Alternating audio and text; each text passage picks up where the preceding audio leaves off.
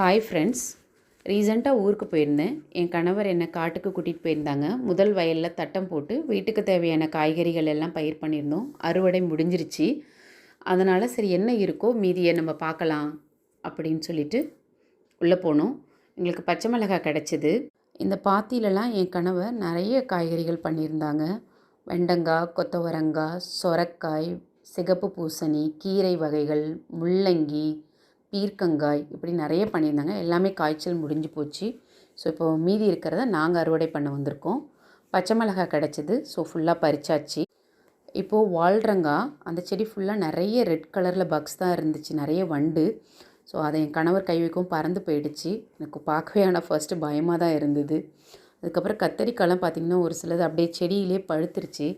So மீதி இருந்ததை மட்டும் நாங்கள் பறிச்சிட்டோம். அதுக்கப்புறம் வேலியில் சுரக்காய் ஒன்று இருந்தது. அது பிஞ்சாக இருக்க மாதிரி தான் இருந்தது. ஆனால் அறுவடை முடிஞ்சிருச்சு அப்படிங்கிறதால அது முத்தி போயிடும் அப்படின்னு சொல்லி என் கணவர் அதையும் பறிச்சிட்டாங்க. அதன் பிறகு தக்காளி மட்டும்தான் ஃபுல்லாக நாங்கள் அறுவடை பண்ணோம். சின்ன பை தான் கொண்டு போயிருந்தேன், பத்தலை.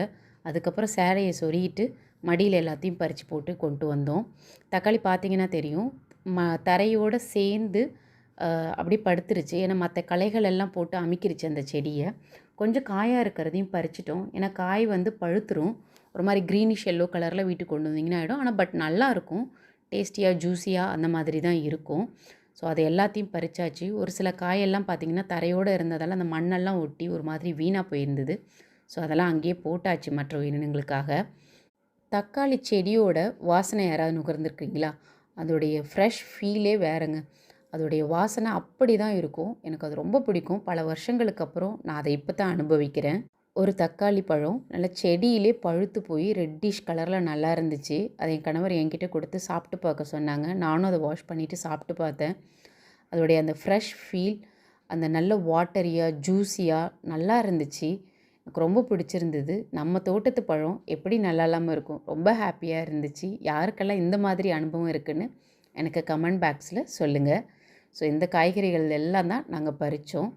Keep watch my channel. Thanks for support.